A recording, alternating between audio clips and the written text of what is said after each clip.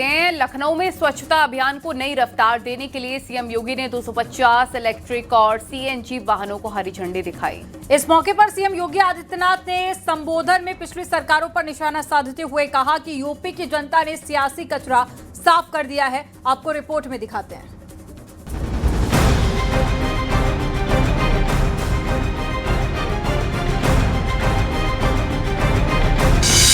लखनऊ में पर्यावरण और ग्रीन एनर्जी को लेकर हुए कार्यक्रम में विपक्ष पर बड़ा हमला बोला। सीएम ने विपक्ष पर कड़ा प्रहार करते हुए कहा कि प्रदेश की जनता ने राजनीतिक कचरे को हटाकर बदलाव की नींव रखी।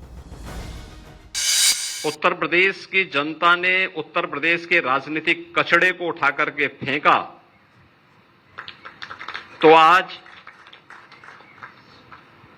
उस राजनीतिक कचड़े के कारण और दैनिक उपयोग में आने वाले लोगों के द्वारा कहीं पे भी कोई कूड़ा कचड़ा फेंका जाता है तो उसके निस्तारण के लिए ये डबल इंजन सरकार ने जो कार्य प्रारंभ किया था उसने स्वच्छता की रैंकिंग को बेहतर बनाने में सफलता प्राप्त की। सीएम योगी ने दो टूक में कहा कि यूपी में 2017 से पहले सत्ताधारी दलों को अंधेरा पसंद था, लेकिन हम सूर्य के उपासक हैं और सूर्यवंशी श्री राम के अनुज लक्ष्मण जी के नाम पर लक्ष्मणपुरी में विकास को आगे बढ़ा रहे हैं। जिन लोगों को रात के अंधेरे में डकैती डालने की आदत थी उनके लिए अंधेरा ठीक था। हम तो सूर्य के उपासक हैं और सूर्यवंशी राम के अनुज लक्ष्मण जी के नाम पर लक्ष्मणपुरी में कम से कम पहले इस अभियान को आगे बढ़ाया जाए। सीएम योगी ने दावा किया कि 2017 से पहले की सरकारों के मुकाबले अब का यूपी पूरी तरह बदल चुका है, जो अब सुरक्षित और विकसित राज्य के रूप में स्थापित हो रहा है। Bureau report, news 18 UP Uttarakhand.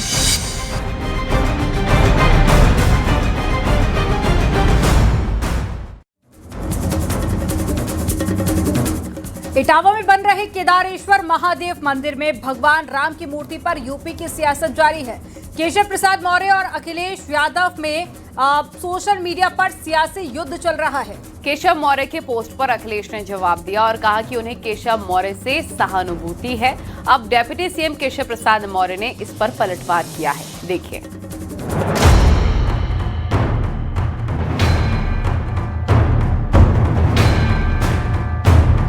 Etawah में बन रहे केदारेश्वर महादेव मंदिर में भगवान राम की मूर्ति को लेकर अखिलेश यादव के पोस्ट पर डिप्टी सीएम केशव प्रसाद मौर्य ने अखिलेश पर निशाना साधा। अखिलेश ने भगवान राम की मूर्ति की तस्वीर शेयर करते हुए लिखा, प्रभु राम की अभिराम मूर्ति निर्माणाधीन श्री केदारेश्वर महादेव मंदिर इटावा। अखिलेश यादव के पोस्ट के जवाब में डिप्टी सीएम केशव प्रसाद मौर्य ने अपनी पोस्ट में लिखा, बीजेपी के डर से पहले मंदिर बनवाना और अब प्रभु श्री राम लला की मूर्ति लगवाने की चर्चा करना, ये समाजवादी पार्टी की अवसरवादी राजनीति का नया चेहरा है। विडंबना ये है कि जिस सपा और सपाइयों के दामन पर राम भक्तों के खून के छींटे लगे हों, वे आज राम भक्ति का स्वांग रच रहे हैं। केशव मौर्य के पोस्ट पर अखिलेश ने जवाब दिया था और कहा था उन्हें केशव मौर्य से सहानुभूति है। डिप्टी सीएम केशव प्रसाद मौर्य ने अखिलेश यादव पर पलटवार किया है। हिंदू हितों का रखवाला या अपने को सच्चा सनातनी भारतीय संस्कृति का पोषक मानते हैं और भगवान श्री कृष्ण का वंशज भी अपने को कभी कभी कहते हैं, तो दो अवसर हैं। भारतीय जनता पार्टी ने रामलला का भव्य मंदिर बनवा दिया है। बनाने का तो आने वाले समय में बाबा विश्वनाथ जी के धाम पर भी भव्य मंदिर बनेगा, भगवान श्री कृष्ण की जन्मभूमि पर भी बनेगा, लेकिन श्री अखिलेश यादव जी के पास लीड लेने का अवसर है, आगे बढ़े। डिप्टी सीएम ने अखिलेश यादव को नसीहत भी दी है कि वो शिव भक्त हैं तो ज्ञानव्यापी मस्जिद और कृष्ण भक्त हैं तो मथुरा में जन्मभूमि से ईदगाह हटवा कर मंदिर बनवाने के लिए आगे आए। इसी पर सियासी वार पलटवार जारी है। केशव प्रसाद मौर्य ने समाजवादी पार्टी के मुखिया अखिलेश यादव पर राम भक्ति के स्वांग का भी आरोप लगाया। वहीं अखिलेश यादव ने सोशल मीडिया पर डिप्टी सीएम केशव प्रसाद मौर्य के इस बयान का जवाब देते हुए कहा कि केशव प्रसाद मौर्य अपनी पार्टी में उपेक्षित नेता हैं। कैमरामैन रवि के साथ संकेत मिश्रा, न्यूज़ 18 लखनऊ। लखनऊ में सपा मुख्यालय में गुजिया सेवई मिलन समारोह का आयोजन हुआ, जिसमें अखिलेश यादव समेत पार्टी के तमाम नेता और कार्यकर्ता शामिल हुए। लेकिन इस कार्यक्रम पर सपा के पूर्व सहयोगी और कैबिनेट मंत्री ओम प्रकाश राजभर ने तीखा हमला बोला है। आपको रिपोर्ट में दिखाते हैं।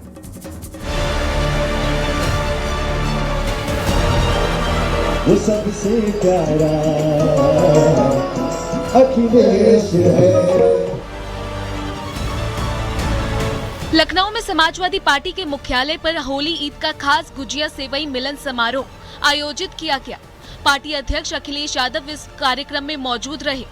एसपी के विधायक आशु मलिक, नसीम सोलंकी और इरफान सोलंकी समेत बड़ी संख्या में कार्यकर्ता भी वहां पहुंचे।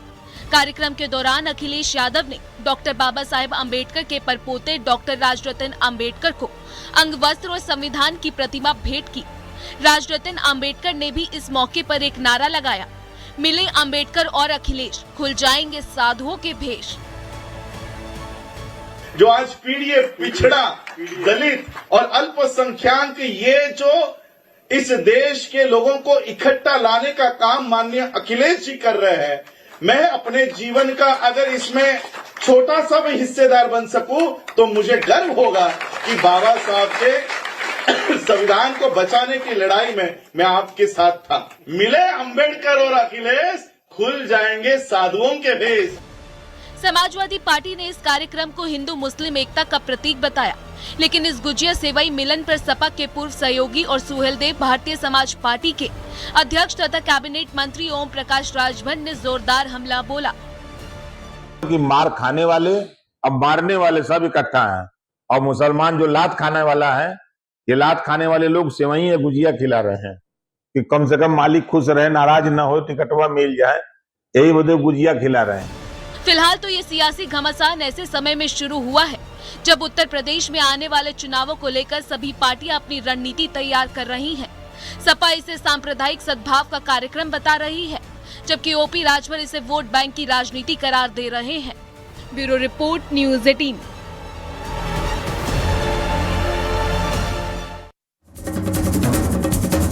कमर्शियल एलपीजी सिलेंडर के दामों में आज एक बार फिर से इजाफा देखा गया। 19 किलो वाले कमर्शियल गैस सिलेंडर की कीमत में 195 रुपए 50 पैसे की बढ़ोतरी हुई है। कमर्शियल एलपीजी सिलेंडर की कीमत बढ़ने पर सत्ता पक्ष और विपक्ष में वार पलटवार जारी है।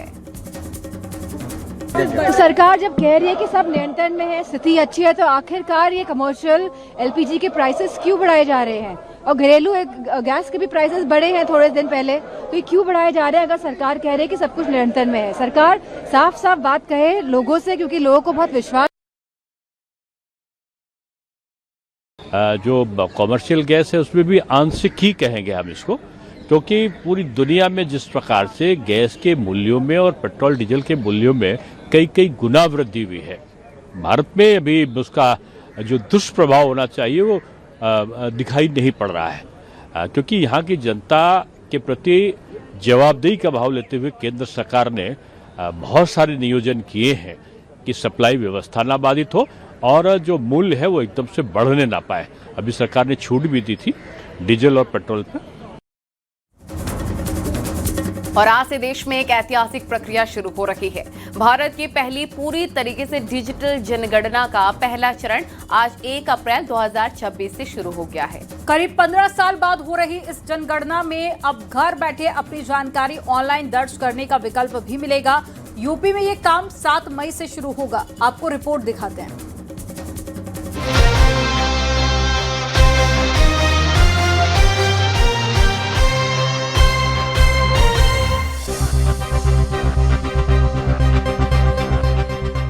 देश की 16वीं जनगणना आज से अपनी राह पर है।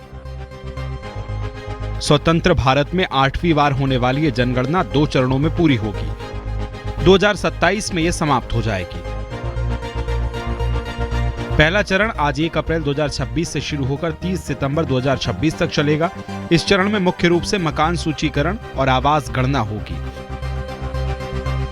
इसमें हर घर की स्थिति, निर्माण सामग्री, बुनियादी सुविधाओं जैसे पीने का पानी, बिजली, शौचालय, रसोई और अन्य सुविधाओं की जानकारी ली जाएगी।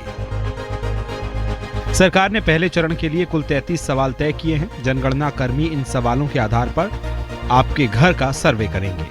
पहले चरण की जनगणना में तो आज से व्यक्ति के घरों की संख्या और उसके पास उपलब्ध सुविधाओं का ब्यौरा जुटाया जाएगा, तो वहीं दूसरे चरण की जनगणना में व्यक्ति की संख्या और उसकी जाति का ब्यौरा जुटाया जाएगा।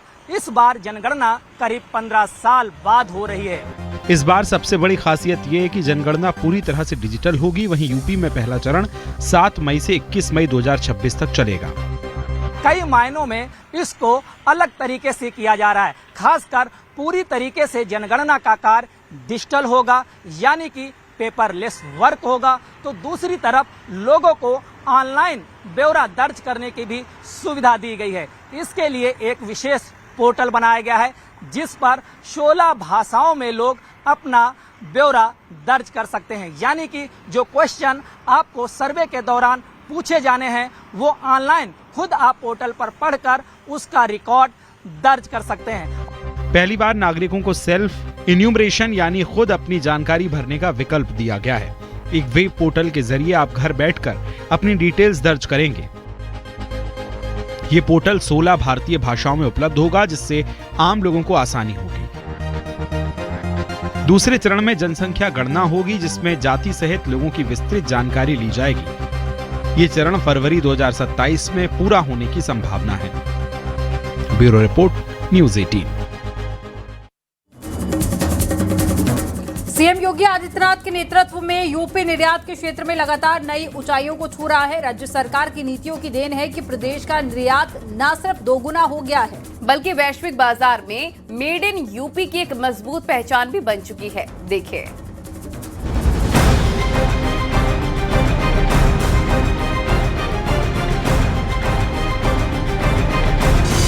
सीएम योगी के नेतृत्व में उत्तर प्रदेश निर्यात के क्षेत्र में लगातार नई ऊंचाइयों को छू रहा है।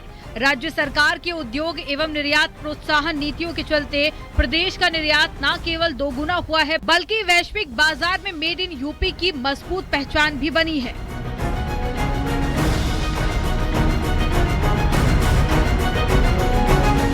वित्तीय वर्ष 2025-26 में अप्रैल से नवंबर तक प्रदेश का कुल निर्यात 1,31,328 करोड़ तक पहुंच गया, जो पिछले वर्ष की समान अवधि में 1,18,223 करोड़ की तुलना में 11.08% की अधिक है।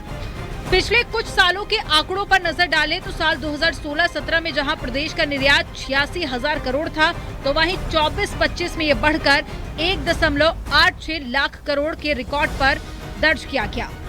योगी सरकार में निर्यात को बड़ी रफ्तार मिली है। दरअसल उत्तर प्रदेश निर्यात के मामले में लगातार आगे बढ़ रहा है और अगर आंकड़ों पर गौर किया जाए तो 2025-26 के जो आंकड़े हैं उसमें 1.31 लाख करोड़ का निर्यात उत्तर प्रदेश से किया गया है। यानी कि अगर 2015 और 16 के आंकड़े देखे जाएं, जिसमें सिर्फ 86,000 करोड़ का उत्तर प्रदेश में निर्यात था और निर्यात के मामले में 11.8% की उत्तर प्रदेश ने बढ़ोतरी की है।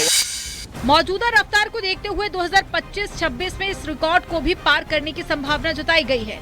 यूपी में सीएम योगी के नेतृत्व में बनाई गई नीतियां और निवेश का माहौल निर्यातकों को लुभा रहा है, जिसके कारण प्रदेश को निर्यात के क्षेत्र में नई पहचान मिल रही है। Bureau report, news 18।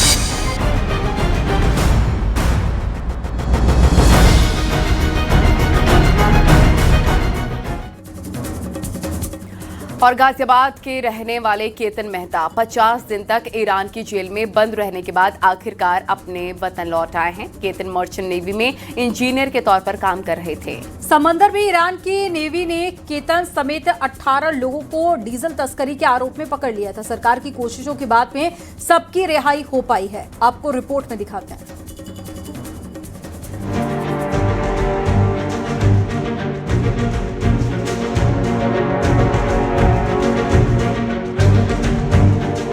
गोलियों की गूंज से जेल की सलाखों तक,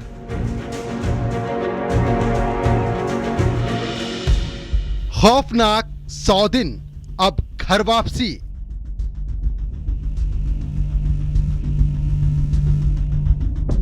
ईरान से सुरक्षित लौटे केतन मेहता।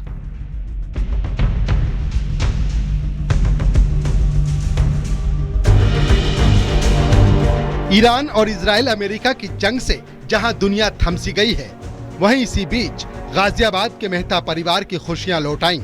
आज हर चेहरे पर मुस्कुराहट है, जो करीब 3 महीनों से गायब थी। इस दौरान परिवार ने काफी दर्द सहा है और वो दर्द आज मुस्कान में तब्दील हो गया। बात हो रही है गाजियाबाद के डीएलएफ इलाके की, जहां के रहने वाले केतन मेहता ईरान से सुरक्षित वापस लौट आए हैं। Merchant navy engineer Ketan Mehta जो समंदर में अपनी ड्यूटी निभा रहे थे, लेकिन 8 दिसंबर को उनकी जिंदगी ने ऐसा मोड़ लिया जिसने सब कुछ बदल दिया। समंदर शांत था, सब कुछ सामान्य सा था।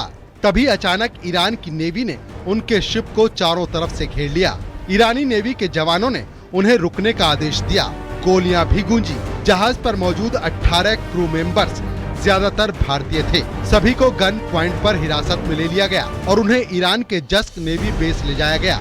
इन सभी को डीजल तस्करी के आरोप में पकड़ा गया था। कुछ लोगों को तो रोक लिया, लेकिन केतन मेहता समेत 10 लोगों को बंदर अब्बास की सेंट्रल जेल भेज दिया गया।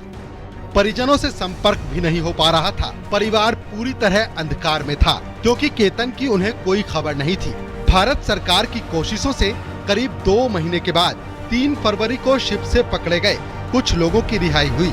उसी टाइम पे कम से कम 200 से 250 गोलियां चली जहाज पे। मैं नीचे भाग के इंजन रूम में गया, इमरजेंसी स्टॉप दबाया, इंजन बंद हो गया। फिर वो लोग शिप पे आए। शिप पे आने के बाद उन्होंने हाथों पे केबल टाई बांध के हमें एक मैस रूम में सबको इकट्ठा करा। हम 18 क्रू थे। 18 क्रू में जिसमें 16 भारतीय थे और एक श्रीलंका का और एक बांग्लादेश के थे। केतन को 27 फरवरी को छोड़ा गया। ईरान और इजराइल युद्ध शुरू होने से एक दिन पहले जेल से बाहर आने के बाद भी मुश्किलें कम नहीं हुई। उन्हें एक होटल में रखा गया जहां 25 दिन तक वो वहीं फंसे रहे। 21 मार्च को ईरानी अधिकारियों के निर्देश पर केतन आर्मेनिया के लिए रवाना हुए और सऊदी अरब के रास्ते 28 मार्च को मुंबई एयरपोर्ट पहुंचे। परिजनों को उनके भारत आने की खबर मिल चुकी थी। जैसे ही केतन दिल्ली पहुंचे तो परिवार ने राहत की सांस ली। पहली बात तो ईरान वाटर में भी नहीं थे हम लोग। ईरान वाटर में नहीं थे, हम डीबा ओपीएल में थे। हम अपने कंपनी के शिप को हम STS करके हम उसको इलेक्ट्रिसिटी देने गए थे। हमारा यही काम था। और उसके बाद हमें उसको इलेक्ट्रिसिटी दे के और फिर हमारे शिप में FO था। उस कंपनी का कहना था कि FO बाद में डिस्चार्ज करके उसके बाद टैंक क्लीनिंग करके और दोनों शिप को स्क्रैप जाना है। ये एक प्लान बना था, बट उसका कोई टाइमिंग नहीं थी कब होना है। जंग के हालात में उनके भारत लौटने की उम्मीद धुंधली पड़ चुकी थी, लेकिन अब हर कोई सुकून में है। गाजियाबाद से रोहित सिंह के साथ bureau report, news 18 UP Uttarakhand.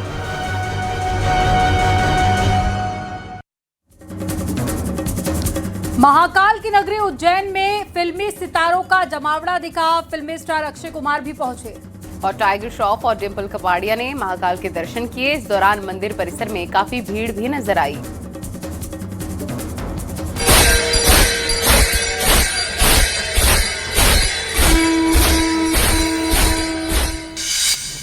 Mahakal की नगरी में सितारों का मेला। दरबार में पहुंचे अक्षय, डिम्पल और टाइगर। नंदी के कान में मांगी मनोकामना।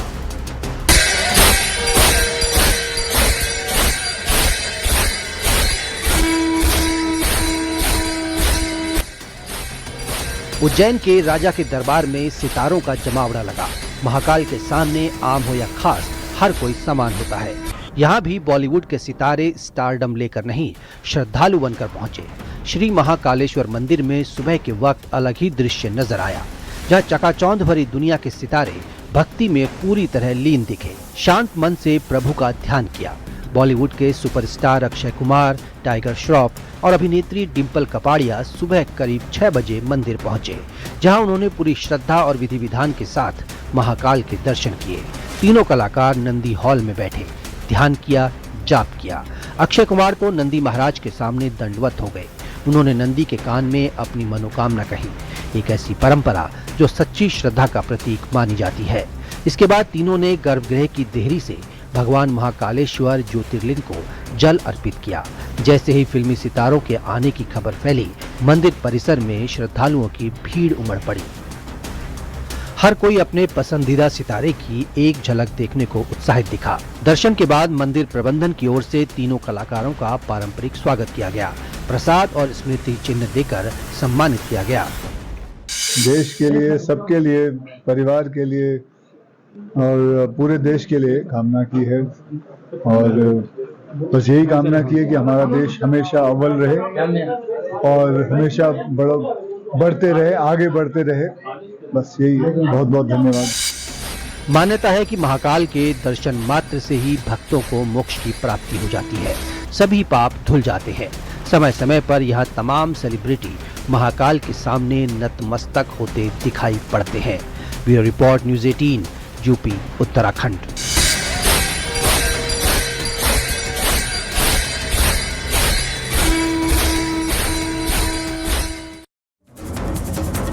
और भारत आने के बाद अभिनेत्री प्रियंका चोपड़ा अमृतसर पहुंची, जहां उन्होंने गोल्डन टेम्पल में दर्शन किए।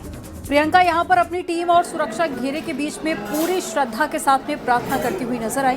प्रियंका चोपड़ा ने गुरुद्वारा परिसर के भीतर सेवा भी की, जिसकी तस्वीरें बेहद सादगी से भरी रही और सोशल मीडिया पर काफी वायरल भी हुई।